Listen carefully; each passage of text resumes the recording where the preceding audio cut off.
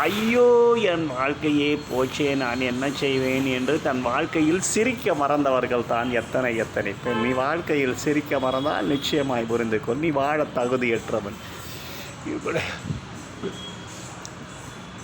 இப்படி என்று தன் முகபாவனையை மாற்றி சிரித்தால் தன் மரியாதை போய்விடும். ஆகையால் நான் எப்பொழுதும் அவளை மூஞ்சை தூக்கி வைத்து கொண்டால் தான் எனக்கு மரியாதை கிட்டும் என்று பலர் தன்னைத்தானே வீழ்த்தி தோல்விகள் தன் வாழ்க்கையினை செதுக்கிக் கொள்கின்றனர். இவர்கள் வாழ்க்கையில் வெற்றியாளனாக இருக்கலாம். எப்படி சொல்கின்றனர்? பெரும் வசதியானவனாக கூட இருக்கலாம். ஆனால் சிரிப்பு என்று ஒன்று தன் வாழ்க்கையில் தன் அகம் அறிந்த சிரிக்க மறந்தால் நிச்சயமாய் அவன் பெரும் தோல்வி அடைந்தவனாக கருதப்படுவான். நிச்சயமாய் புரிந்து கொள் என் அருமை சகோதர சகோதரிகளே, நீ சிரிக்க மறந்தால் நிச்சயமாய் எதற்காக வாழ்கிறாய் என்ற அர்த்தம் உனக்கு பின்னாளில் பெரும் கேள்விக்குறியாகிவிடும். நீ திரும்பி பார்க்கும் பொழுது, ஆஹா, எனது வாழ்க்கையை தொலைத்து விட்டேனே, நான் வாழாமல் இருந்து விட்டேனே, எனக்கு பணம் உண்டு, செல்வம் உண்டு, வீடு உண்டு, ஆனால் என் மனதிற்கு பிடிக்காமல் நான் ஏதோ ஒரு வாழ்க்கையை வாழ்ந்து நான் சிரிக்க மறந்து ஐயோ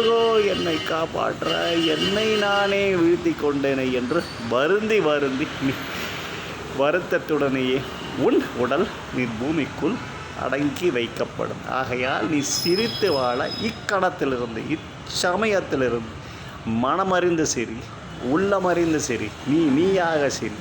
செய்வாயா என் அன்பு தோழனே தோழியே?